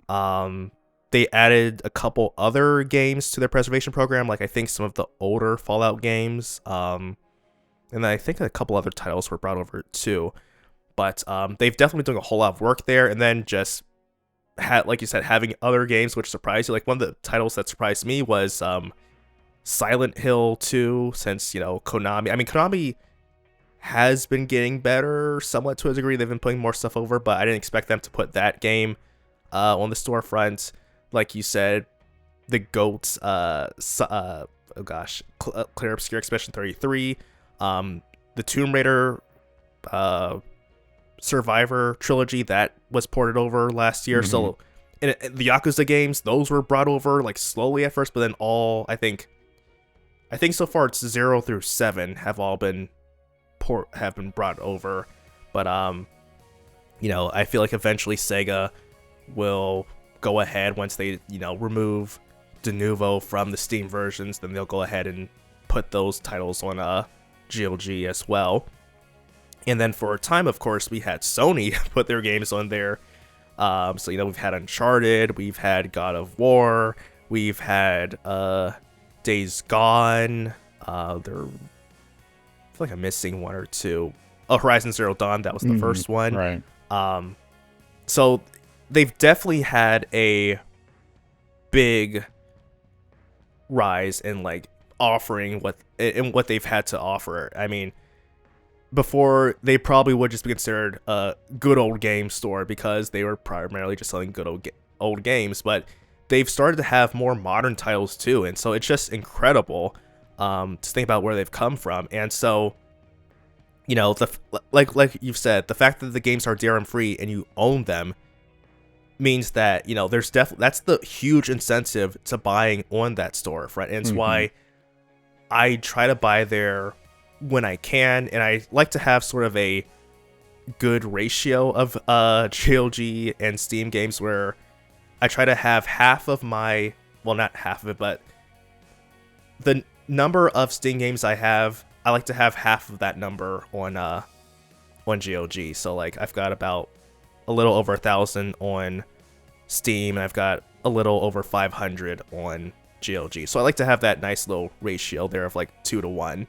And you know, when if I see like a big title or something come over, I try to buy that near day one. A, because there's a bit of a discount there. 2, because I want these publishers to know that I want them to make these games without DRM in them, and I will buy them, and I will support that practice. I mean, I had no intention of playing Days Gone. I had no interest in it, but because, well, for one, Sony was putting the game on there, and 2, there was no DRM in there, I said, I'm going to support that. I probably won't play the game ever, but, you know, I want to support the fact that the idea that people are willing to buy these games. You know, they say, oh, we have to put DRM in there because people are going to pirate the game. No, if you put the DRM copy out on GOG, I will buy it. It's as simple as that, because I love the convenience that Steam offers, and, you know, the flexibility it has, and how Linux friendly the platform is. But if I have the option to also buy it on GOG, I will buy that copy as well, just for support, just because I believe in having that, and I also have a copy that can back up and archive, you know, just in case. I mean, also Capcom put out Devil May Cry HD Collection and Devil May Cry 4, and I went and bought those because I was like, hey, you know, I'll do that. I'm all for that. So I think this is definitely great, and one thing I'm curious about, though, is I don't know if there were any type of deals that sort of incentivize this, but I wonder if the free games from Amazon might, you know, change because of this. I don't know. Maybe, maybe not. But that's just something I just thought about right now. But all in all, though, I think this is great. I think this is good news. And I can't wait to see what happens next. For sure. All right.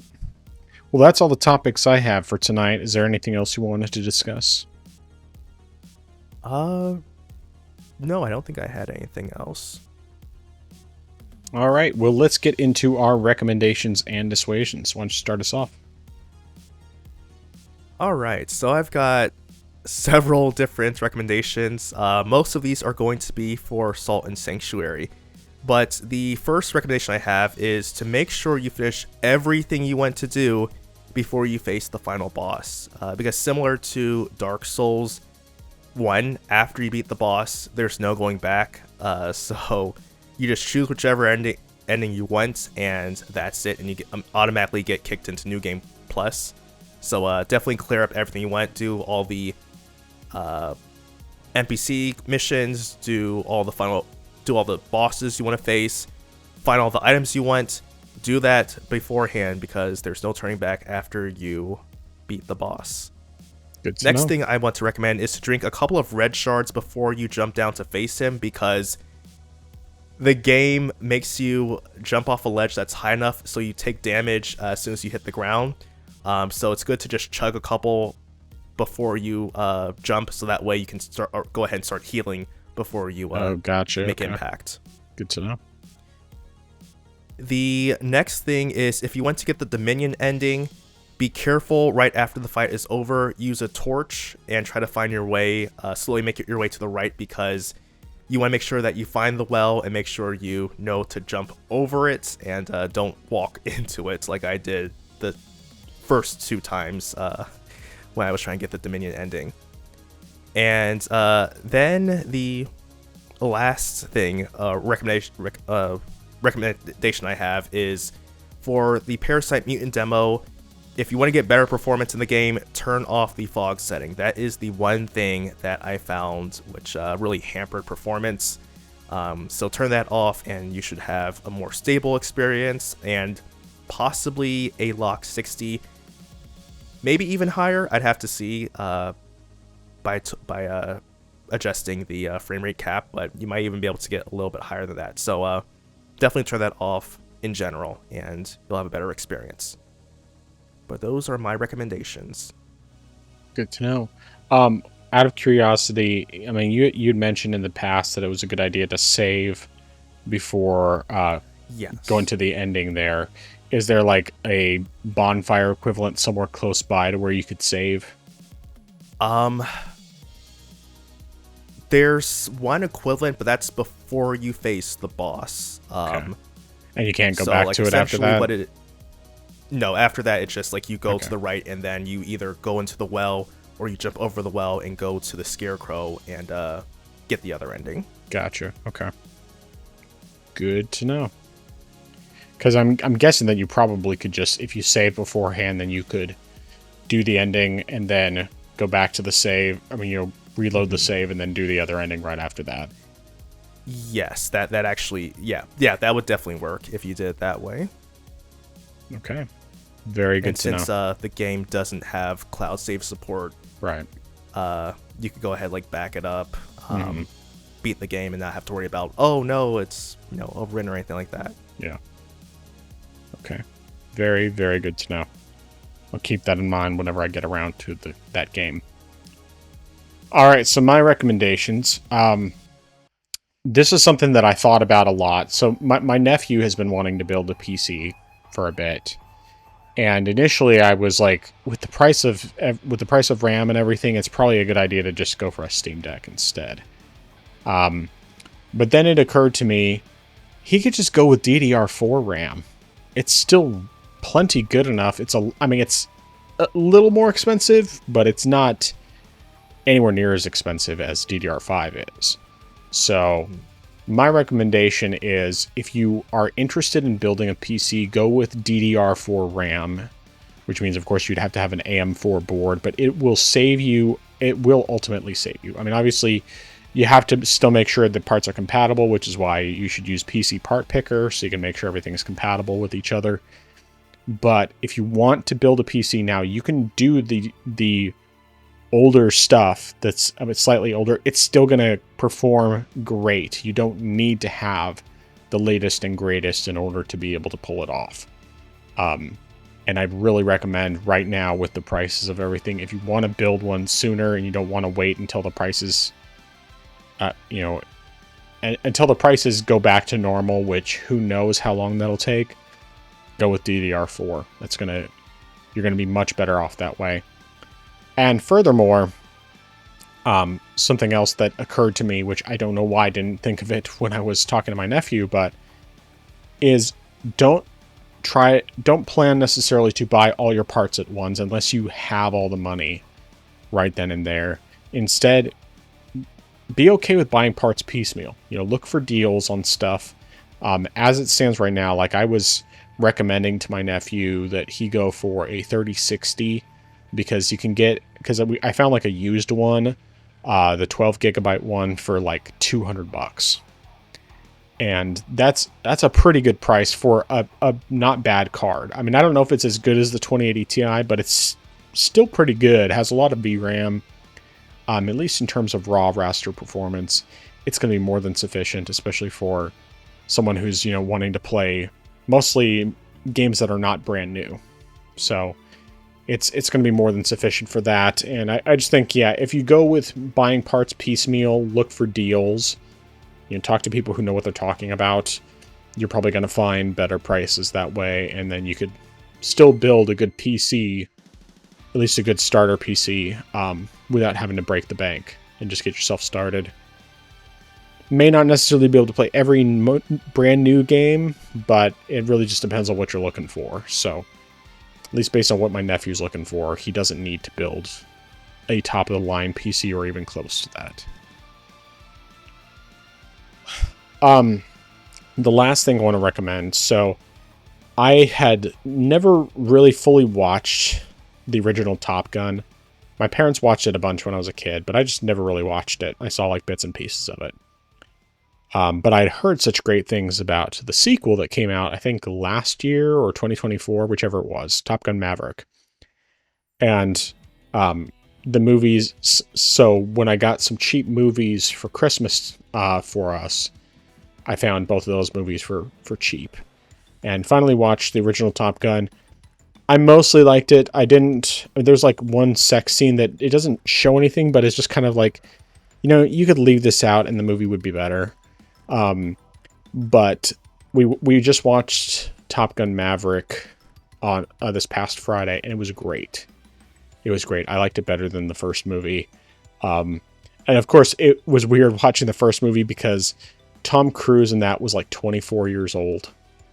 And, now he's in like somewhere in his 60s, I want to say, late 50s. Yeah, wow. He's in like his 60s now. I mean, you could definitely tell the age difference between him in one versus the other. But yeah, it's like he looked really young in the original Top Gun. And it's because he was in his mid-20s. And, it's like I've watched all the Mission Impossible movies, and you see him getting a little bit older, but he still doesn't look his age necessarily. And then, like comparing him in the original Top Gun versus the recent one, it's like there's a massive difference there. I mean, he still looks good for his age, but yeah.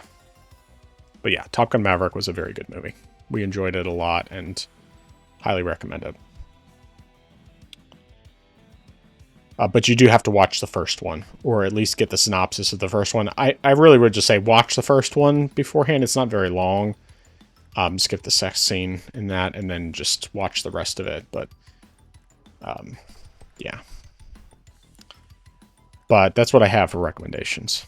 So nice. And I definitely agree with your recommendation for the PC parts. Like DDR4 is still good, and I don't know everything about it, but there are some Intel CPUs that can use DDR4 and DDR5. So like if you say use DDR4 now and you upgrade it later on, you could still keep the same CPU. Again, I don't know like which CPUs are like compatible with both generations, but it could definitely help you. And AMD 4 is still fine. Like I've got a Ryzen 5 5600X that I'm using currently, and sure, it bottlenecks my GPU, which is much more recent, but it still gets the job done. So yeah, that's definitely great. And yeah, and also with the second one, I've slowly accumulated parts over the years trying to get like all my PC together. So that's also definitely a good recommendation there. Can definitely back that up. All right, dissuasions. My dissuasion is in Salt and Sanctuary. Do not go into the Pitch Woods until you're in the final part of the game, until you're at the end game, because that area is a nightmare because of the spindle beasts. Those things are the bane of my existence, and there have been several enemies that I have disliked because of their leaps. This one's just torture, and I feel confident the devs put that there just to torment the players who went there too early. Additionally, I would say, because of the spindle beasts, make sure you use up all the salt you need to before you go there, because if you go there and you lose your salt, you're gonna be very salty as a result. So you would pouring out all of your salt both in the game and in real life. Yeah. Yes. So definitely avoid that area because it's just horrible. I mean, after you get through the part where you see them, it's definitely fine and definitely manageable, but I feel like just going there though in general is just a nightmare, and it's definitely not worth it until way later. But yeah, that's my one dissuasion. All right. Well, I have two dissuasions. First of all, related to Hades 2, do not do the high fear runs where you have to do 24 for the surface and 32 for the underworld if you are doing it for achievements, because there's no achievement tied to those. And now if you just want to do it for completionist sake, by all means go for it, but just keep in mind that there's no achievement tied to it, so that if you're wanting to get the achievements and you don't want to waste time, then you might as well just skip it. It's not really, you don't get anything out of it apart from, I guess, bragging rights, and even then, like, I don't really consider it bragging rights because I used God mode, so I had high damage resistance. But yeah. The other dissuasion I have is there is a recently released PlayStation 5 exclusive called Code Violet. This developer had said that they didn't want to release their game on PC because of the type of mods that PC gamers would put into the game. But based on the reputation with their previous game or games, the reality is that the game, this one, just like their previous games, is a heaping pile of garbage, from what even most PlayStation fanboys have been saying. And the real reason they didn't put it on PC is because on PC there's a refund policy where people could get refunds, whereas PlayStation, you don't have that. At least not once you've installed the game and or played it at all. So basically they're counting on people wasting $50 on a game and then not being able to get a refund. And I'm hoping that somehow maybe PlayStation will see, oh, this game's a hot pile of garbage, and will refund people for it, and that this developer will be truly embarrassed because they've been terrible to everyone. But since I don't expect that will happen, I'm just going to say, do not buy that game. It's supposed to be a love letter to Dino Crisis, but from everything I've heard about it, for one, it's incredibly buggy, glitchy, has all sorts of problems with it. There's no saving in the game at all. And so if you die, you have to start over. But it's not like, oh, it's a roguelike. No, it's nothing like that. And like there was, it's funny, Darkside Phil, who I'm sure you've heard of because he's notorious, notoriously bad at games, but he was playing the game, and I just saw this on Oh No, It's Alex's recent stream, and he suddenly his character just died because they bled out. But the problem is that the game never told him that his character was bleeding at all. So he just died. He lost like an hour, 2 hours of progress, because there's no saving whatsoever. So he would have to start over from scratch. And so he exited the game and deleted it immediately. And he said, I'm bad at games, and I usually will at least stick it out for a bit. This is the first time I've ever, in the 18 years that I've been doing YouTube, quit a game this fast and deleted it.